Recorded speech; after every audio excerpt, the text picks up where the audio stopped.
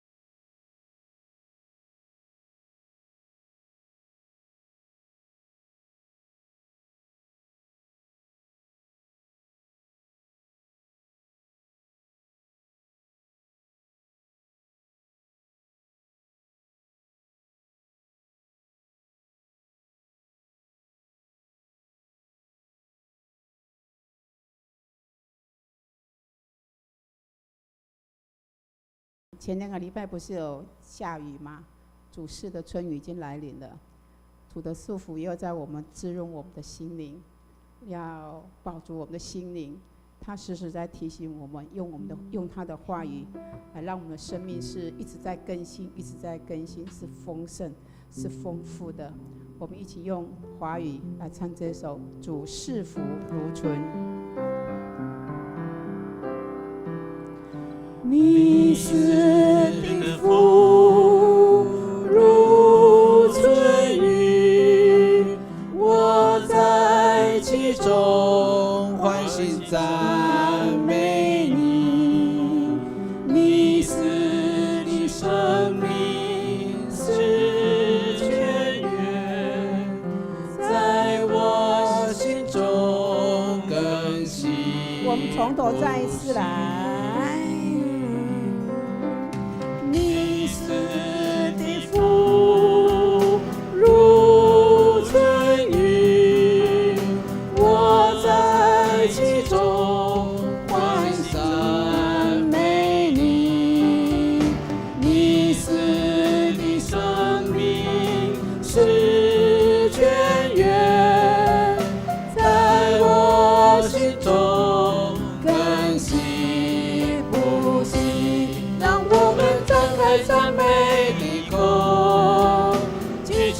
白的手，就将赐福在我们之中，让我们献上，将赞美尊荣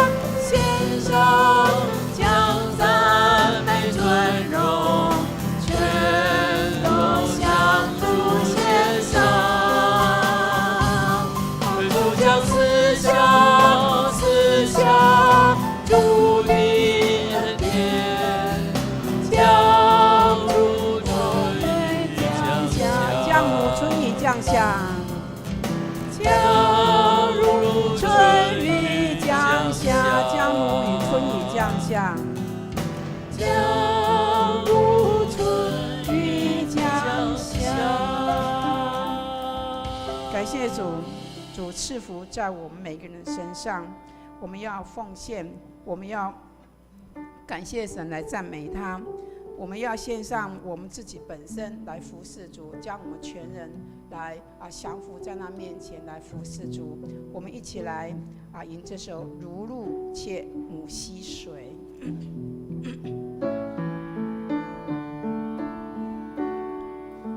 神啊，我的心切慕你，如鹿切慕溪水，唯有你是我心所爱，我渴慕来敬拜你。你是我的力量，盾牌，我灵单单降服于你。只有你是我心所爱，我心慕来敬拜你。神啊，我的心切慕你，如鹿切慕溪水，唯有你是我心所爱，我渴慕来敬拜你。你是我的力量，盾牌，我灵单单降服于你。只有你是我心所爱，我心慕来敬拜你。我们再一次用灵来唱。只有我的心切慕你，如鹿切慕溪水，唯有你是我心所爱，我渴慕来敬拜你。你是我的力量，盾牌，我灵单单降服于你。只有你是我心所爱，我心慕来敬拜你。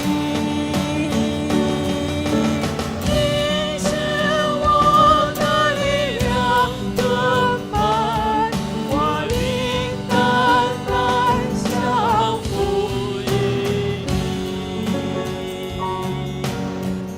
只有你是我心所爱，我心慕来敬拜你。你是我的力量，盾牌，我灵单单降服于你。只有你是我心所爱，我心慕来敬拜你。只有你是我心所爱，只有你是我心所爱，我心慕来敬拜你。是的，我们的心，因为只有神是我们的心所爱，我们单单来仰望你，我们渴慕他，我们来敬拜他，我们用我们的全人来敬拜他，来赞美他，我们用我们的心诚恳诚实的心来敬拜他。我们一起来祷告。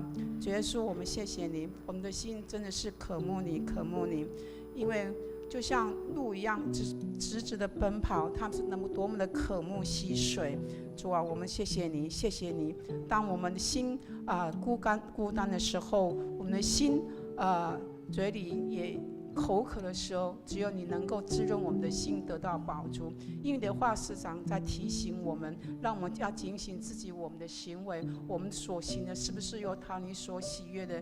主，谢谢你这样的来提醒我们，这样子来让我们在我们的课程当中，在听讲道的时候来做学习，来向主你来忏悔我们所作所为，有很多都是不讨好你喜悦的。主，我们求你来赦免我们。主，求你来让我们在你里面得到你的帮助，得到你来修补我们自己很多的缺点。主，我们谢谢你今天的敬拜，求神你的一同跟每一位不只是上恩弟兄，还有我们同工的兄弟姐妹，在这个服事当中，在这个敬拜当中，能领受更多，在我们的生活当中成为我们的帮助。我们谢谢你，我们谢谢你。这样祷告都是奉主耶稣圣名求，阿门。是不是要奉献？是不是马上奉献？我们一起来奉献好。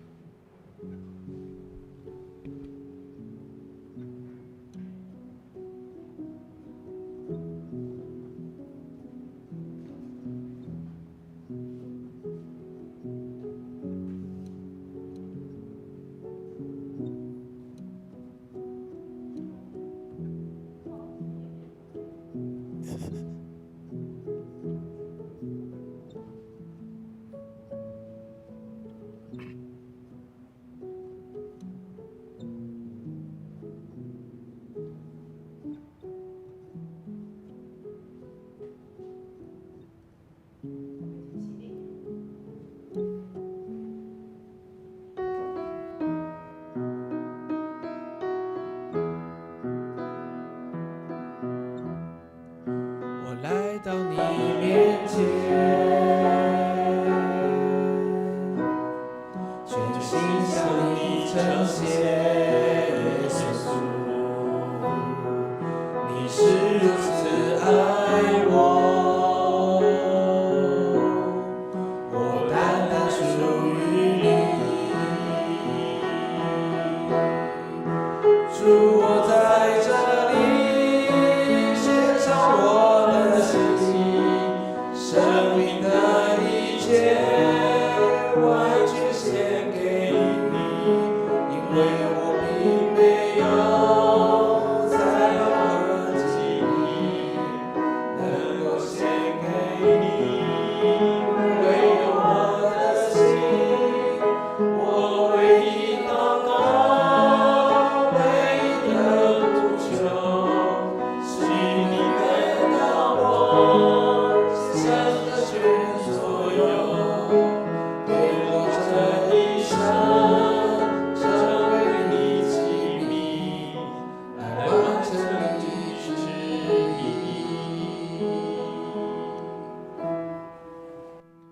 起来奉献的祷告。我相信凡事都是上帝所创造，他拥有赏赐与收回的权柄。此时，我愿意从你所得到的恩典，用感恩与敬虔的心奉献在你面前。求主在我每次甘心乐意的奉献中，操练我更加顺服委身，分别我的生命。我相信奉献是栽种丰收的种子，我深信奉献是实践基督的生命，我确信奉献是生命主权的交托。求主按照你的信实与怜悯赐福我们，保守你的教会，坚固你的百姓。奉主耶稣基督的名来求，阿们。请坐。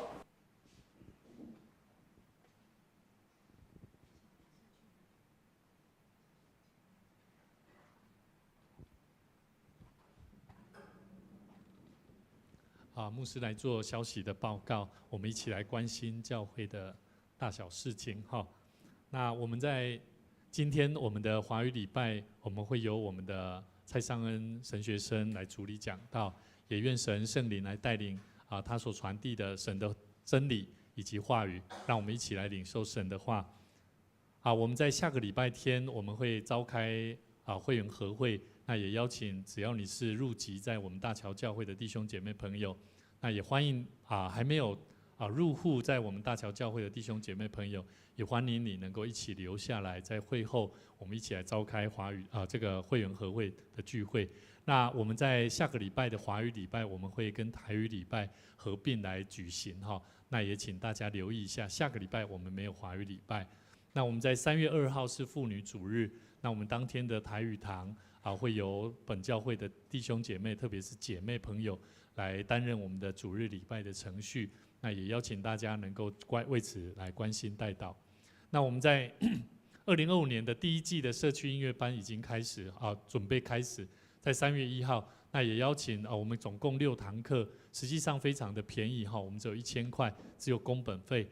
那如果你全勤，我们会退500元的这个费用。那也邀请大家能够邀请我们的左邻右舍的弟兄姐妹朋友，特别是家长有孩子在小学中班到小6的孩童，我们一起来参加，来培育新的一代，特别在音乐的教育训练工作上。那我觉得这是一个非常重要的一个品格教育哈。那我们在楼下的这个楼下的招待桌有这个相关的简章，那也请大家能够带回去哈。那今天我们要将今天的聚会的这个主题交给我们的蔡尚恩神学生哈。那我们预备我们的心。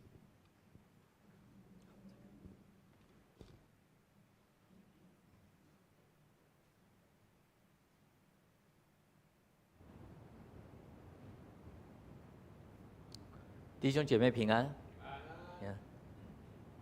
好，今天要跟大家来讲圣经中，带大家看圣经中的初代教会，然后我们再回来看，看我们自己。所以这个题目是寻找起初的爱心。我要先请大家跟隔壁说一声平安，平安。好，这动作先不解释，因为我们在最后还要再做一遍。弟兄姐妹，我们的神学告诉我们，信仰是怎么样？信仰是上帝国要临到这个世间，所以我们要去建立教会跟传福音。但是到底什么是教会呢？在第2次世界大战的时候，那时候的人比起现在更找不到方向，因为人的心充满了空虚。为什么？因为他们对自己充满了不确定，到底明天会不会活着都不知道嘛，随时都有那种大轰炸各种的，所以他们迫切的需要上帝，他们要找寻心灵的安慰，他们需要信仰。这时候有一位神学家叫做潘若华，他说了，他提醒，教会是因为人才存在的，这个才叫做教会。所以什么是教会？教会就是因为我们人需要互相帮助，需要彼此勉励，彼此相爱，需要一起来传福音，照顾贫穷的人，要做上帝的工。这个就是教会它所存在的意义。但是如果我们自己没有时常更新自己跟上帝的关系，如果没有常常彼此关怀、彼此劝勉、彼此相爱，会发生什么事情？大家可以想一下。我们来看一下现在全世界的状况好了，你会发现在生活越好的地方、越好的国家，甚至是基督教起头的欧洲，他的信仰怎么了？信仰是渐渐的衰弱衰微，很多的教会变成咖啡厅、餐厅，甚至歌厅。像是德国跟英国的教会，现在有很多的教会都被拍卖，甚至来看这一张，这是英国的一间很有名的教会，它被改做什么？酒吧。有的教会90%的都租给别人，当做什么？当做咖啡厅。只有剩10%的空间在做礼拜，就是你做礼拜的人跟你去教会参观的人比起来，做礼拜的很少在一旁。这个我去欧洲过，也看到这个情景我们会觉得很不可思议。兄弟姐妹，为什么在基督教越怎么样，在知识文化水平、物质越丰盛的国家，教会好像衰微的越快。这其实是一个非常重要的议题。我在10几年前，就是刚拿到博士，然后进去大学教书，那时候我就看到一代一代的年轻人进来，我就很明显感受到他们不同的变化。我那时候很热心，组织了一个很大的社团，一个很大的团契，有在近30间教会的青年哦，有来参与，叫做毕业生团契哦。他们大部分都是大学或研究所刚毕业的社会新鲜人，就是刚进入社会哦。那我发现一个情况，就是他们没办法很稳定的进去教会里头，融进去教会里头。哎，为什么会这样子？甚至很多人哦，他们从小是在教会家庭长大的，那为什么反而后来就没办法再进入教会里头，融入教会里头？因为当他们一进入社会，他们会发现，在这一个可以说世俗的世界或真实的世界，他们面对的是百百种的引诱。那多数人的选择是什么？我们可以想象一下。当然，很多的时候追求物质这方面，会让他们的心灵更加的空虚。现今的状况就是这样子，我们人已经将信仰与世界的物质观两个做比较，这代表什么意思？就是我的选择越来越多了，来到教会来聚会已经变成了其中一个选项，无数选项中的其中一个选项而已。信仰只是其中一个选择。比如说我今天原本应该要来做礼拜嘛，但是我在网路那什么柴犬还是什么 APP， 我滑到那个阿花，这个他找我约会耶，我已经跟他约好几次了，他终于答应我，就在礼拜天。好了，上帝啊，我跟你请一个假好不好？我去跟阿花约会了。再来呢，到了下一个礼拜，隔壁的志明，我们去唱 KTV 啊，走，我们去唱歌，我们去唱歌啊。哎呦，我从小就很爱唱歌，我又是大歌星的姿态，为什么不能去唱歌啊？上帝啊，志明就是我从小到大的朋友，我要陪他一下啦。好了，上帝，我再跟你请一个假。然后再来，又到了下一个礼拜，那你刚进公司嘛，老板说，现在周日要不要留下来加班？加班费 double 呢？对，上帝，拍谁？我再跟你请一个礼拜我再跟你请一个礼拜。为什么？我要去赚钱，加减赚嘛。所以呢，变成怎么样？我们人有百百种的选择，我可以选择去加班赚钱，我也可以选择来团契来聚会，当然我也可以选择什么？那个约会啊，出去玩啊，旅游啊，各种有的没的。可以说，我们现在在物质越丰富的地方，我们一定会有选择不完的活动，我们一定会有算不完的选择。所以兄弟姐妹，我再来问大家一个问题：什么是教会？初代的信徒，他借着爱餐，他们彼此的分享，提供别人关心，提供别人安慰，提供别人帮助。所以这就是教会渐渐产生的原因。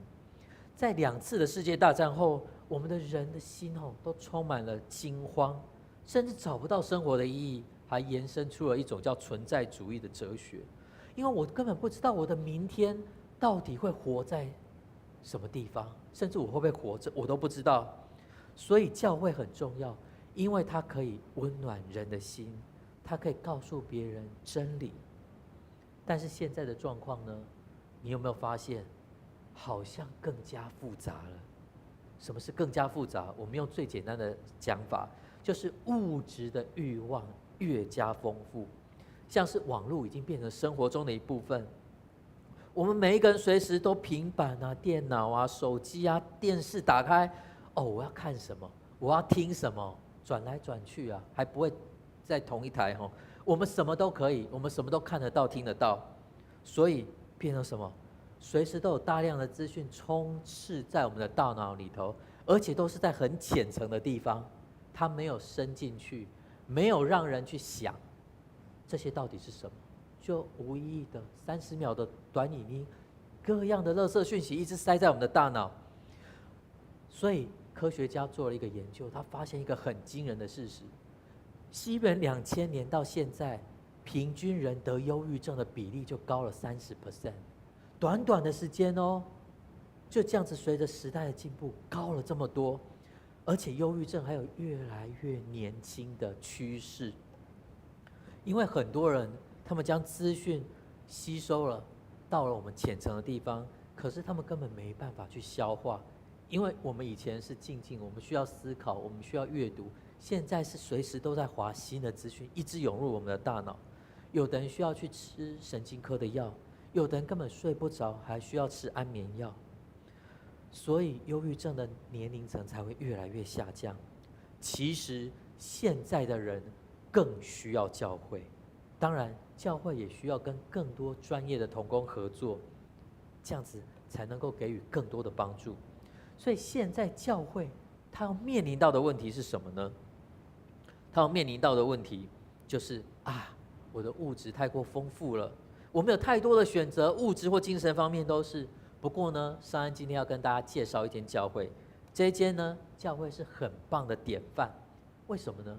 因为它在一个非常繁华，甚至是当地最繁华的都市，拥有最好的商业、最好的物质，甚至精神方面的享受。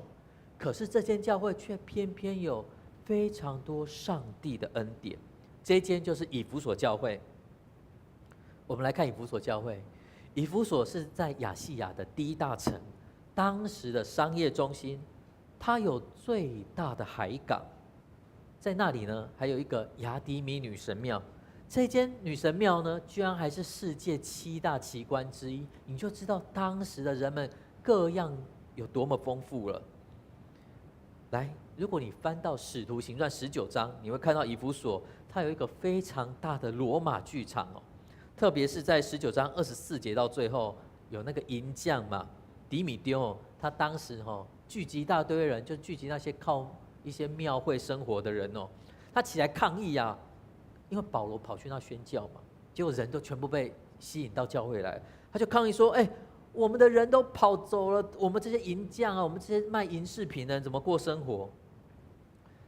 这就是当时的抗议剧场，罗马剧场，它有一条很大的路通到图书馆，你知道吗？这不是一般的图书馆，还是世界第3大的图书馆，全世界第3大的图书馆。所以以弗所在当时是一个什么样的环境？是一个非常热闹、知识水平极高、物质也非常丰富的地方。所以非常多有钱的人，他们对以弗所的印象都是这样就是他们支持保罗做宣教，所以保罗还特别写在圣经里头。那当然，大家看到圣经最有印象的一句话，应该是短短的：保罗到以弗所嘛，2年3个月，要让全亚细亚的人都听到福音。这句话大概大家最熟。其实以弗所的特别不是只有短短的这句话，它真的是圣经中受到极多恩典的一个教会。以弗所的意思是什么呢？我们来看一下。以弗所的意思就是让人羡慕、让人满意、让人喜欢的。所以他不只有钱去支持保罗做传福音的工作，但是他有一个更特别的，它是一间非常长寿的教会。根据调查，从主后52年保罗去那里宣教，教会一直延伸到14世纪都还有它的记载。兄弟姐妹，圣经对以弗所教会的提醒其实是很好对我们的提醒。我们来看一下圣经中怎么写。这间教会的起头是什么？起头是雅居拉跟百基拉这对昂阿波这一对夫妻他们跑到哥林多，然后刚好遇到了保罗，他们就一起同工嘛，他们就被保罗的耶稣的福音吸引。之后保罗要离开哥林多，要回耶路撒冷，他中间就经过了以弗所，在那里做了几天的宣道布道的大会。然后有一些信徒就很吸引他，就跑过来，但是保罗很快就被营将那些赶走嘛，所以他就将雅居拉夫妇他们放在以弗所，照顾这些刚领受到真理的基督徒。好，他就回耶路撒冷了。接续来是什么样？接续来是什么？亚波罗他也来到了以弗所。亚波罗也来到了以弗所，他刚好从埃及的亚历山大过来，但是亚波罗是只知道旧约，他不知道新约，所以当他听到了新约耶稣的福音之后，他大为震惊，这也让他的讲道更有力量，所以他的加入使得以弗所教会的根基更加稳固。后面呢，我们都知道保罗去耶路撒冷发生了什么事，就被人抓去做监牢里头了嘛。但是他在监牢里头，他还一直想念以弗所教会，所以他就写信给他们。所以保罗请小亚细亚的一个传道人叫做推基古，他送这封信去给以弗所教会，而且请他留下来帮助以弗所教会。这封信就是以弗所书，就是你看到的以弗所书。后面呢，保罗其实你是无罪的，为什么被关？你罗马公民，他就被放出来。放出来之后，保罗进行了第3次的宣教旅程，他就是去以弗所教会2年又3个月，他全精神在牧养以弗所教会，是保罗牧养最久的一间教会。甚至后续保罗非常的喜欢以弗所教会，他还把他最爱的学生提摩太也送去以弗所教会牧养。哇，你看以弗所教会有多么有恩典。到了主后70年，耶路撒冷被尼禄皇帝毁灭嘛，耶稣最爱的学生约翰，他也带着玛利亚，就是耶稣的母亲，前往以弗所教会去安养。兄弟姐妹，我们发现这样算起来，圣经里头就写到了7个人在以弗所牧养过，所以我们可以看到整本圣经没有一间教会比以弗所教会受到更多的恩典与关注。后面呢，使徒约翰他被罗马皇帝怎么样？放逐到拔摩巴岛。他到拔摩岛之后呢，他写了启示录。耶稣告诉他要提醒7间教会的事情。以弗所教会的教导就放在第1间。其实算起来也讲得非常的好。他说什么？他说：“我知道你的所行所做，以及你曾经为我忍受各样的患难、各样的苦等等。”他在最后还讲到：“你曾经为我的名做这些忍受，但是你都没有乏力，都没有匮乏。”不过呢，接下来耶稣也透过约翰来做一个提醒，但是我还是需要责备你。责备你什么？就是你已经忘记了，你已经离开了你起初的爱心。什么是起初的爱心？其实这句话我们读启示录很难读，看到的时候真的不了解。什么是起初的爱心？主啊，我还是爱你啊，还是指我没有爱牧师，我没有爱隔壁的同工。起初的爱心很多个翻译都只有翻起初的爱心，英语只有翻 first love。其实如果你去看一个我很喜欢的版本新生活版 New Living Translation 这一本翻得很详细，里头内容翻得很详细，它清楚的翻成 You don't love me or each other as you did at first。 原来起头的爱心是什么？起初的爱心就是 love God and each other， 就是爱上帝而且彼此相爱。所以这个爱就是耶稣一直不断在强调的：第一，你要爱神；第二，你要爱人如己。天下处逼请求自己爱人如己。我们来看到耶利米书2章2节，他说：“你少年的疼爱，你婚姻的爱情你怎样在旷野中，你怎样在未曾种的地方跟随我，我都记得你。”上帝一直记得我们，一直记得我们人。但是我们人类常常忘记什么？我们常常忘记了上帝，因为我们的人性就是这样子像是新婚的夫妻会怎么样？新婚的夫妻一定都很甜蜜，随时都想到对方，甚至以对方为主但是我们也听过一句话叫什么？ 7年之痒。什么是7年之痒？来，这里我用一个问题来问大家，请问男生女生之间有没有纯友谊？男女之间有没有纯友谊？这公说公有理，婆说婆有理嘛，对不对？有的鸡生蛋，蛋生鸡，这个永远讲不清楚到底哪个先呢？这个问题我看一个脱口秀，有一个太太上脱口秀节目，我觉得她讲得很好。她说什么呢？她说，男女之间当然有纯友谊，你知道最纯洁的友谊是什么吗？就是夫妻。为什么？结婚越久越纯，纯到2个人盖同一件棉被聊天，一点邪念都没有。纯到你换衣服他连多看你一眼他都不看。纯到你脱光光，他的内心连一点波澜都没有了。这叫做纯友谊啊，纯到不能再纯了。所以这样听起来结婚久了，好像真的起初的爱心就消磨殆尽了，就被柴米油盐酱醋茶消磨殆尽了，好像就失去了。同样的道理，我们一开始信主的时候，我们受洗的时候，我们的内心是怎么样？充满火热的嘛！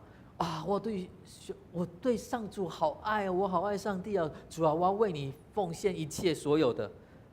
但是久了之后呢，我们做礼拜就变成了另外一个做礼拜，坐着礼拜这什么意思？我们一开始做礼拜是全心投入，到后面就坐在那里纳凉、放空，对不对？会不会有这个现象？大家可以想一下是不是这样？所以找回起初的爱心，这真的是一件非常重要的一件事情。要 love God and love each other， 要爱上帝，也要彼此相爱。这个就是耶稣在约翰福音的很认真、很重的教导。约翰福音15章讲到什么？我用新的诫命给你们，就是你们要彼此相爱，就像是我爱你们一样，你们也要彼此相爱。你们如果彼此相爱，众人就知道你们是我的门徒了。兄弟姐妹，这2节经文真的好美。其实这2节经文对我有非常深、非常大的影响。我的人生有2个很辛苦的7年第一个7年就是一开始前6年的失明，跟第7年的得着看见。另外我也有6年的官司，一直到第7年的时候，全数的无罪的定验才结束这场征战，很辛苦。那时候我的女友在当一个非常有钱人的小三，被我撞破，就是真的是太单纯，太蠢，不能讲太单纯。被我撞破后，我大为吃惊。结果我以为是黯然收场的结局，不是。这个有钱人他花了非常多钱来告我，还请很有名的律师团队来抹黑我。所以我那时候怎么样？我大部分的朋友都跑光光了，吓得要死甚至我自己当初一开始进大学，我还有就是自己组一个无人机很大的团，自己花很多钱去组无人机社团因为我的兴趣在无人机。就那时候我也被迫离开了。甚至我刚有提到说，我曾经有组一个团契嘛，然后那时候的心非常的火热。那我后面呢，请一个就是我非常喜欢的弟兄，就是很爱的一个弟兄，大概很好教会的青年来接我的就是会长的位置。就后面呢，就是属于他笑我骂我最多，还四处去跟人贴我的新闻所以我知道之后，那时候整个你很难想象那个心如死灰真的心叫做心死的那种地步，我的心真的死了。所以后来我在黑暗中找到耶稣，我来到神学院。那时候神学院他们老师就面试的时候就跟我说：“你确定你要来吗？我们还有很多，我们甚至很多老师不是博士呢。你确定你要来念神学院吗？”还有人说：“你是不是不知道牧师的谢礼有多少？”还跟我讲这个话。我那时候只有回他们一句：“因为我起初的爱心不见了，我不知道怎么样去爱人。我想要把我起初的爱心找回来。”这就是我当时在神学院的时候的回答。亲爱的弟兄姐妹，我们不要忘记起初的爱，我们要常常转头回去思想，互相勉励，因为这是非常重要的功课。我相信以弗所教会等就是有听进去了约翰在拔摩岛所写下的话，所以教会才会一直持续到14世纪这么久。比如最重要的大公会议，第5世纪的大公会议，就是在以弗所教会召开的。在那里，我们确定了尼希米信仰告白，我们确定了耶稣是完全的神，也是完全的人，就是在那一次的大公会议。所以可以说，以弗所教会一直是持续的在遵守耶稣的教诲，没有离弃起初的爱心。以弗所教会一直是教会界一个很棒的标志、标杆教会。我们来看一首歌，这首歌是陈奕迅的《10年》。我相信在座我们现在第2场在座都是年轻人，应该没有人没听过吧？第1场可能有人没听过。陈奕迅的《10年》是他最红的代表作，当之无愧的代表作，我相信每个人都有听过。这首歌是香港的林夕作词哦，台湾的音乐人陈小霞作曲。在这里，我也来问大家一个问题：你觉得歌词跟乐曲哪一个比较重要？好，有人立刻回答歌词了，很不错，我喜欢这个答案。其实这个没有一定的答案啦，但是哦，如果你翻开圣诗，你会发现绝大多数的圣诗，特别是古圣诗，都是先有歌词，之后才创作乐曲，有歌词才谱曲哦，因为歌词的意义比旋律还重要。不过当然啦，你看现在的流行歌，大部分都是先有曲才开始填词，这不一样。10年这首歌就是这样子，之前陈小霞写歌他是先谱曲才开始作词，这是陈小霞的惯例。但陈小霞拿到林夕的这首词之后，大为吃惊，他只用了2个晚上就谱好了10年，不是先谱曲哦，是他拿到词，一反他以前的惯例，先拿到了这个词，觉得太美了，2个晚上就谱好曲。当然，如果你要找林夕的作品，网络上其实没有那么好找。为什么？因为他曾经支持香港的反送中运动，结果被中国的央视打压封杀了，所以各平台几乎都下架林夕的作词。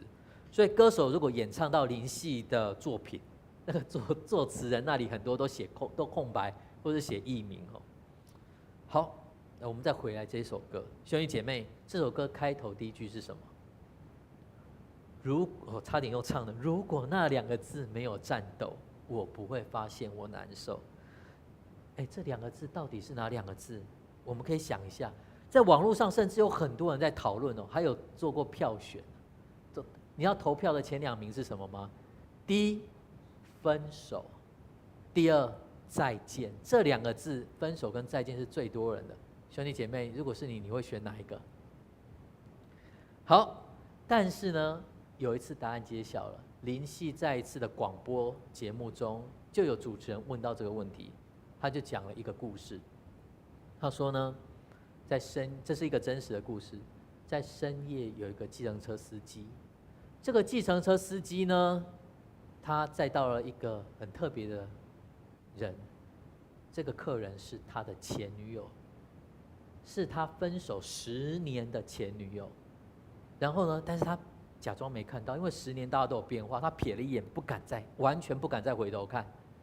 结果呢，路途到一半，突然他的前女友说：“换另外一个地点，比较远。”好，他就重新的折返，往另一条路开。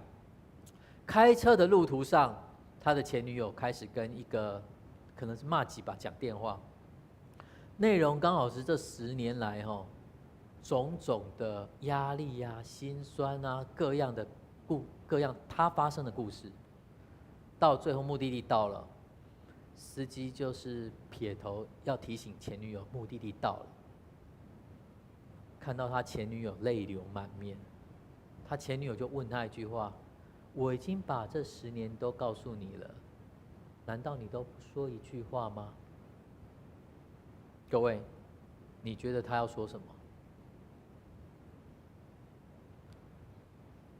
你好，分手再见吗？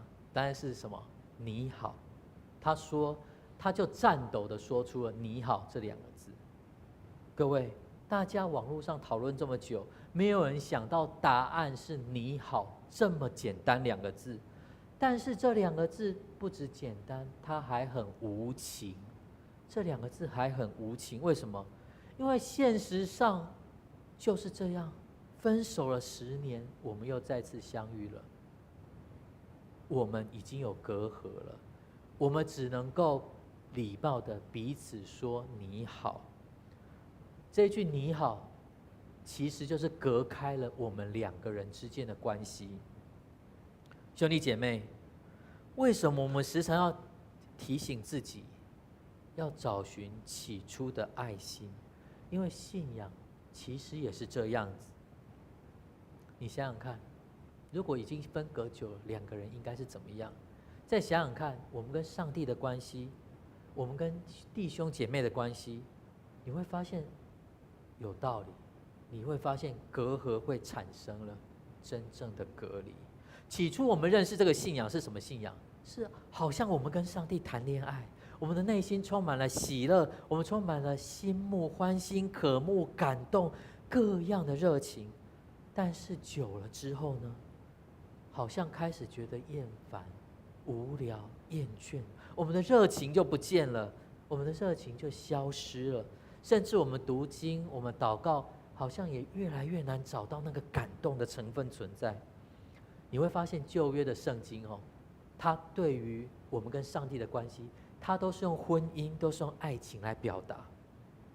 而来到了新约的时代呢，耶稣教导我们要彼此相爱，所以初代教会的产生就是这样。保罗也教导我们要彼此劝勉，我们不可以停止聚会。但是久了之后怎么样？像是刚刚讲的嘛，有的人就会开始晚到，找事情跟阿花去约会了，还记得就跟上帝请假了。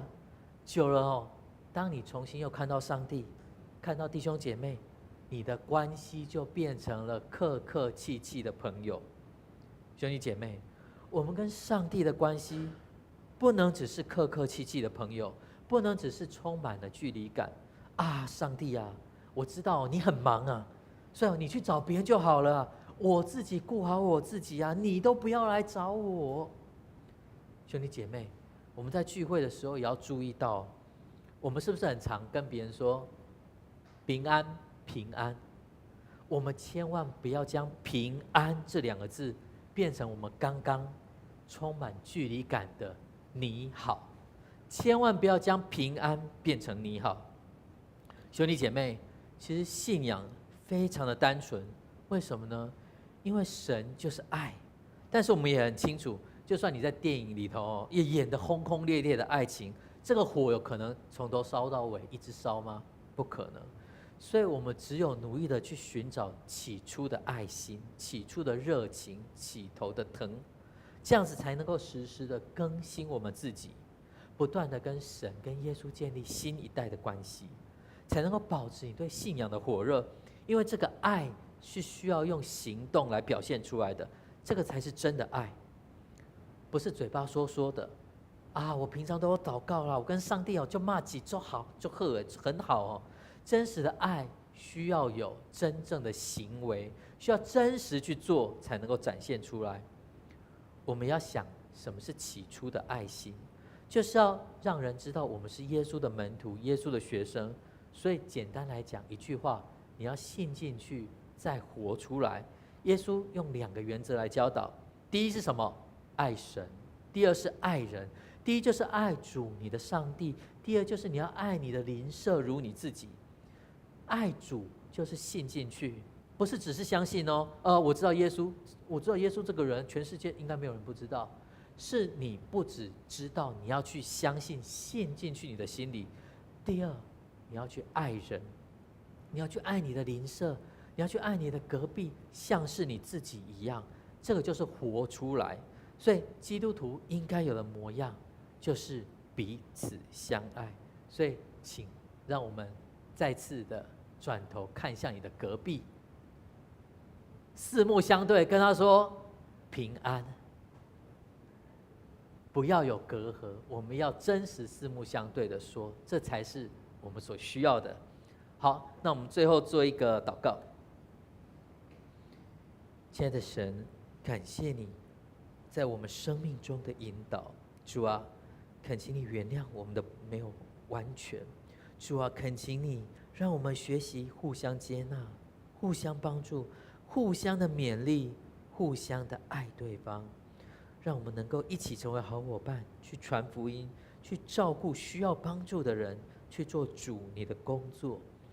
主啊，求你帮助我们，让我们好好学习这个相爱的功课，让我们从最基本的开始，就是尊重对方，就是接纳对方，就是理解对方与我们的不一样。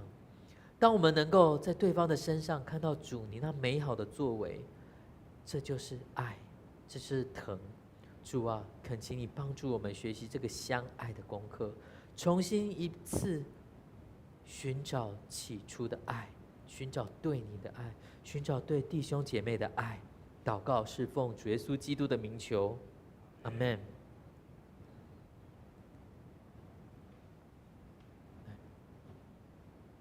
我们请牧师来祝祷。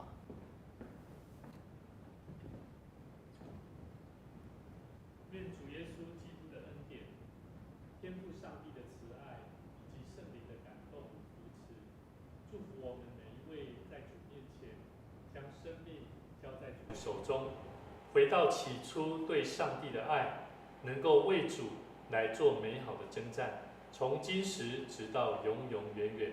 阿们。